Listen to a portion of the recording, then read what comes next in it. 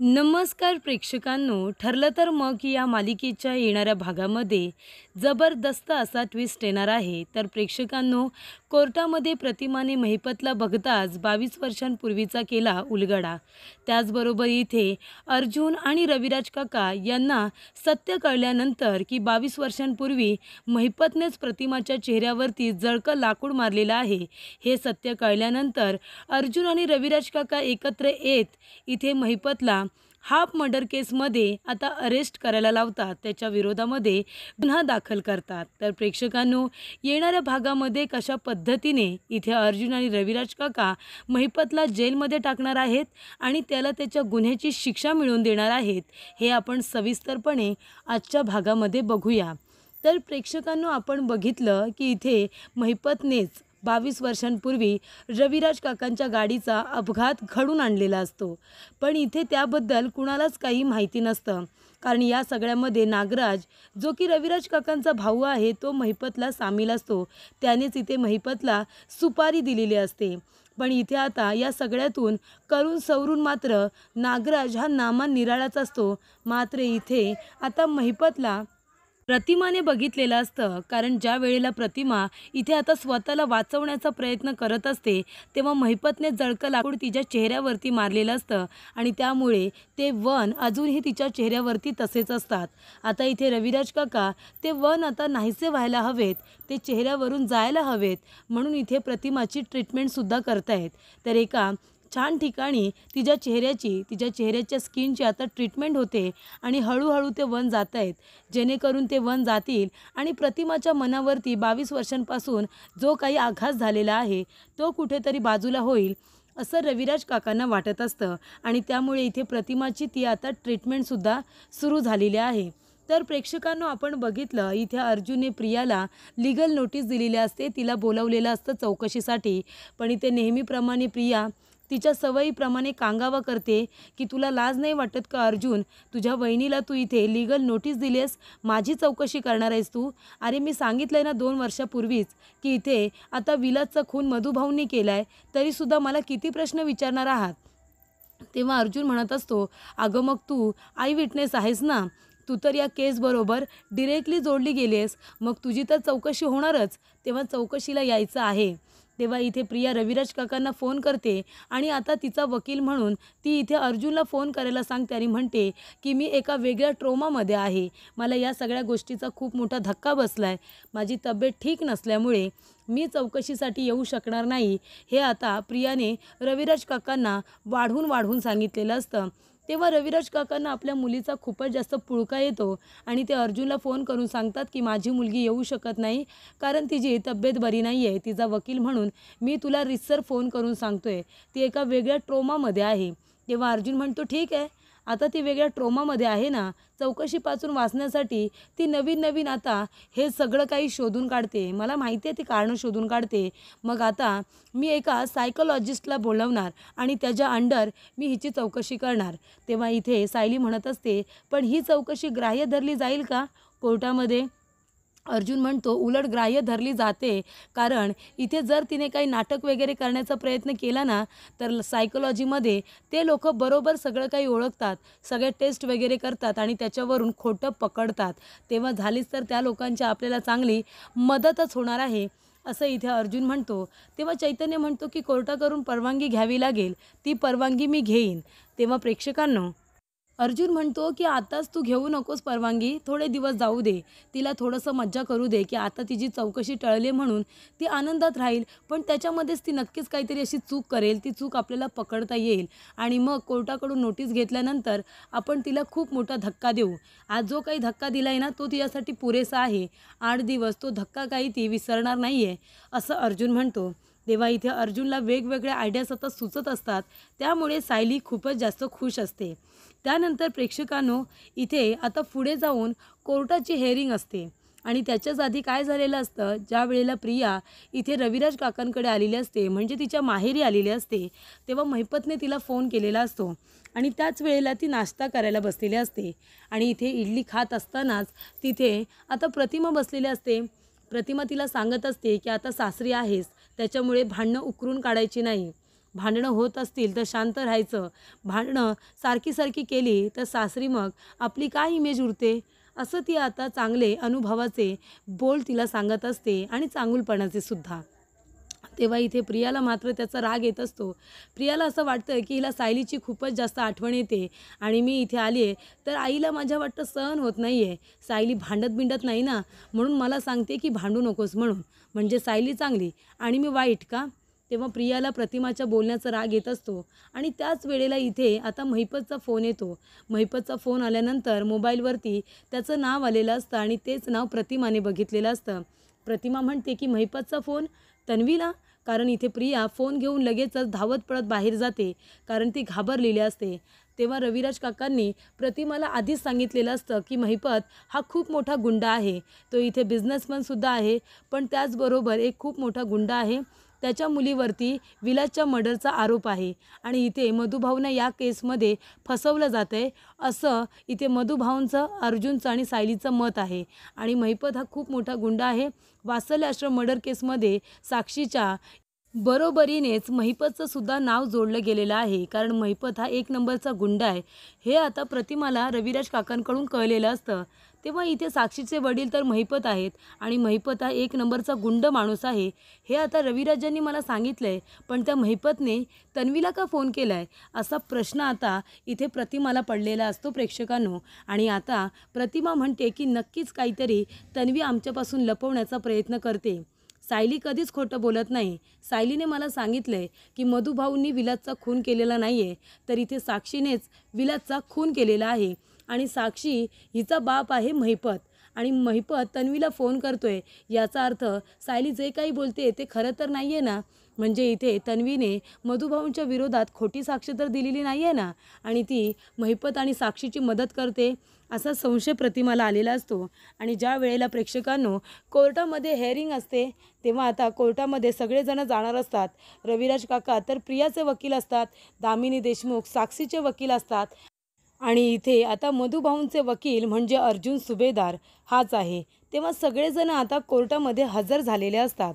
पण प्रेक्षकांनो इथे प्रतिमा रविराज काकांना म्हणते, अहो मी पण येऊ का कोर्टामध्ये? तेव्हा रविराज काका म्हणतात, कशाला, तू नको, उगाच तिथे गेल्यानंतर तुझ्या डोक्याला त्रास होईल. कारण तिथे गेल्यानंतर अर्जुन तन्वीला प्रश्न विचारणार, तेव्हा ते सगळं बघून आहे ना तुला फार वाईट वाटेल. तेव्हा कोर्टामधलं वातावरण हे वेगळं असतं. घरी आपण वेगळे असतो आणि कोर्टात वेगळे. जेव्हा मी इथे अर्जुनला काही बोलेन, अर्जुन मला बोलेल, त्यानंतर प्रियाला प्रश्न विचारले जातील, मग तन्वीला काही बोलल्यानंतर तुला वाईट वाटेल, सायलीला काही प्रश्न विचारले तरीसुद्धा तुला वाईट वाटेल, त्यापेक्षा तू नकोच येऊ ना. तेव्हा आता प्रतिमा म्हणत असते, रविराज अहो असं काय करताय, माझ्या मुलीला इथे कोर्टामध्ये आता बोलावलं आहे, तिला बोलवल्यानंतर आई म्हणून मला यायला नको का? आणि फक्त माझी एक मुलगी कोर्टात येत नाही आहे, तर माझ्या दोन मुली कोर्टात असणार आहेत. एक म्हणजे माझी सायली, जिला मी माझी मुलगी मानलं आहे आणि जी माझी मुलगी आहे, आणि दुसरी म्हणजे तन्वी, जी की माझीच मुलगी आहे. मग आता त्यांच्यासाठी मला यायला नको का? काय खरं काय खोटं आपल्याला माहिती नाही आहे, पण जे काही खरं असेल ते समोर येईलच आणि मला आता माझ्या मुलींबरोबर तिथे यायचं आहे.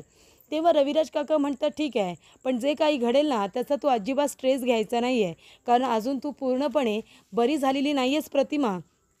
तेव्हा प्रतिमा म्हणते, ठीक आहे, मी फक्त शांतपणे येऊन बसेन, मी काही बोलणार वगैरे नाही. त्यानंतर प्रेक्षकांनो इथे अर्जुन आता पूर्ण तयारीत आलेला असतो. दामिनी देशमुख काय करणार असते, खोट्याचं खरं, खऱ्याचं खोटं इतकंच करणार असते. कारण तिची केसच तिने जी काही घेतली ना तीच मुळात खोटी आहे.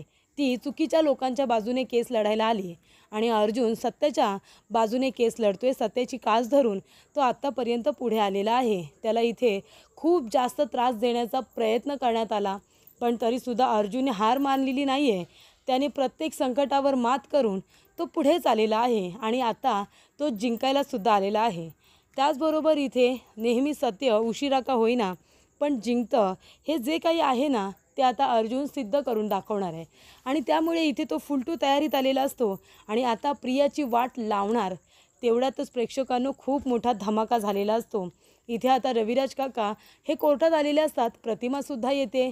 प्रतिमा सायलीला वगैरे भेटते आणि जेव्हा ती बेंचवरती बसते तेव्हा तिचं लक्ष जातं महिपतकडे.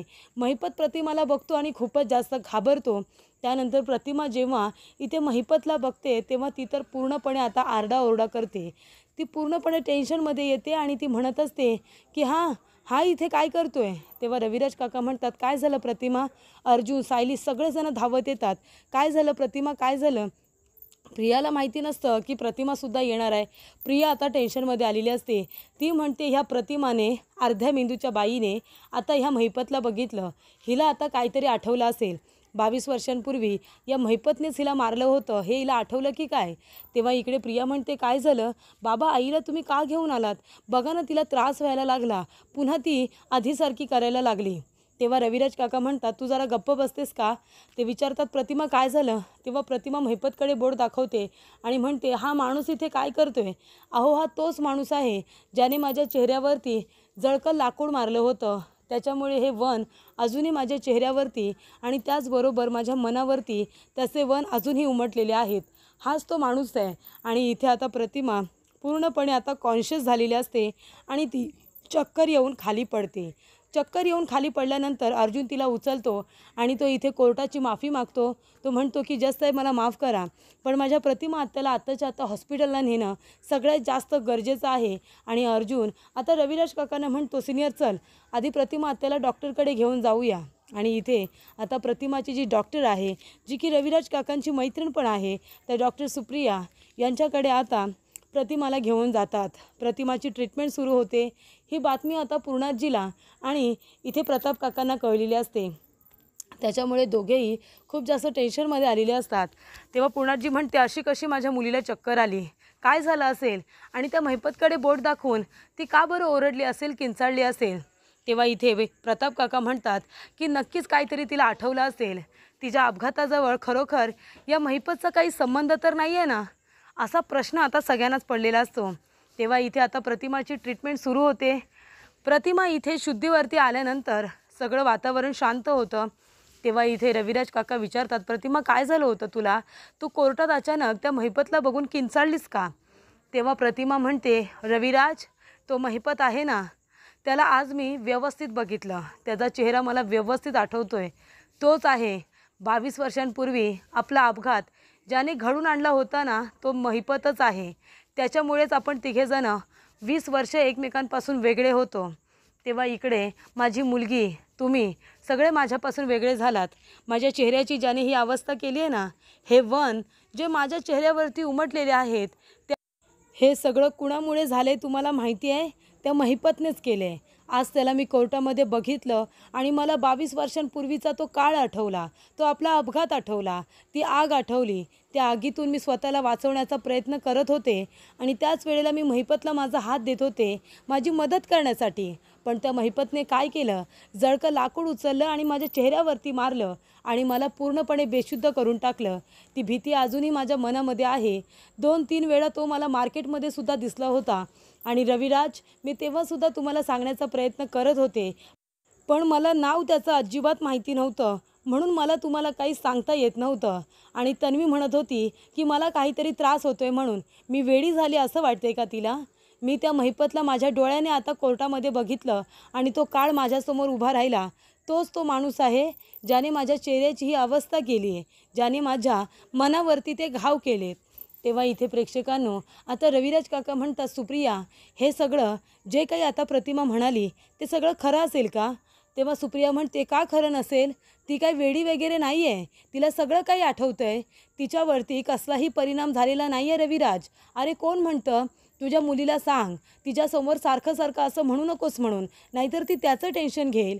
तिने सकाळी काय बनवलं, तिने तुमच्यासाठी काय काय केलं, घरातली कुठली कामं केली, हे सगळं तिच्या लक्षात राहतं. मग ती का वेडी आहे, तिला का काही आठवत नाही आहे, हे सगळं खोटं आहे. तिच्यासमोर तुम्ही चुकीचे समज इथे आता आणू नका, नाहीतर ती स्वतःला तशीच समजेल की खरोखर तिला काहीतरी चुकीचं दिसतंय, खरोखर तिला काही आठवत नाही आहे असंच तिला वाटत राहील. उलट जर ती एखाद्या ट्रॉमामध्ये असेल तर तिला बाहेर काढलं पाहिजे. तेव्हा इथे आता प्रिया म्हणत असते की नाही नाही, आईला हे सगळं आहे ना म्हणजे काहीतरी धक्का बसला असेल, आई अशीच वागते, आईला काही आठवत नाही, ती मध्येच अशी रिॲक्ट होते, असं ती मुद्दामून बोलत असते. पण इथे आता अर्जुनला कळलेलं असतं आणि सायलीला की प्रतिमा जे काही बोलते ते सगळं अगदी शुद्धीत आणि व्यवस्थित बोलते. रविराज काकांना सुद्धा कळलेलं असतं. रविराज काका प्रतिमाला पुन्हा एकदा विचारतात, तो महिपतच आहे का? तेव्हा इथे प्रतिमा म्हणते, रविराज मी अगदी तुम्हाला व्यवस्थित सांगते, शुद्धीत सांगते, तो महिपतच होता ज्याने माझ्या चेहऱ्याची ही अवस्था केली. त्याला मी एकदा मार्केटमध्ये सुद्धा बघितलं होतं, ज्या वेळेला आपण दोघेजणं बाहेर फिरायला गेलो होतो. एकदा आपण मंदिरामध्ये गेलो होतो तेव्हासुद्धा रस्ता क्रॉस करत असताना मी यालाच बघितलं होतं. फक्त तेव्हा त्याचा चेहरा मला व्यवस्थित आठवत नव्हता आणि आता एकदम एकदम स्वच्छ मला त्याचा चेहरा आठवतो आहे आणि त्याला कोर्टात बघितल्यानंतर तर मला खात्री आहे की यानेच माझ्या चेहऱ्याची ही वाट लावली आहे. तेव्हा इकडे अर्जुन म्हणतो की सिनियर, आत्ताच्या आत्ता आपल्याला पोलीस कंप्लेंट करायला हवी आहे आणि आता प्रतिमा आता जे काही बोलते ते व्यवस्थित शुद्धीत बोलते, पोलिसांना बोलावून तिचं स्टेटमेंट इथे रेकॉर्ड केलं पाहिजे. रविराज काका म्हणतात ठीक आहे. तेव्हा अर्जुन पोलिसांना फोन करतो आणि महिपतच्या विरोधामध्ये गुन्हा दाखल करायला सांगतो आणि इथे प्रतिमाला सगळे प्रश्न विचारले जातात. तेव्हा प्रतिमा म्हणत असते, तो महिपतच होता ज्याने माझ्या ह्या चेहऱ्याची अवस्था केली. काय खरं काय खोटं हे करण्यासाठी स्केच आर्टिस्टला बोलावलं जातं. तेव्हा प्रतिमाला विचारलं जातं की वर्णन करा, तुम्हाला मारणाऱ्या व्यक्तीचा चेहरा तुम्हाला खरोखर व्यवस्थित आठवतो आहे का, त्याचं वर्णन करा.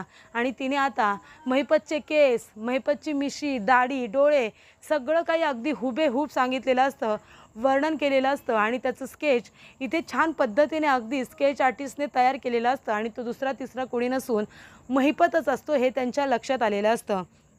त्यामुळे इथे प्रतिमा कुठल्याही आजारपणात किंवा इथे शुद्धीत नसताना बोलत नाही आहे, ती सगळं अगदी शुद्धीत असताना सांगते, स्टेटमेंट देते. हे पोलिसांना सुद्धा कळलेलं असतं, डॉक्टरांनी सुद्धा सांगितलेलं असतं, ती एकदम व्यवस्थित आहे, तिच्यावरती कसलाही परिणाम झालेला नाही आहे, उगाच तुम्ही चुकीचा समज करून घेऊ नका.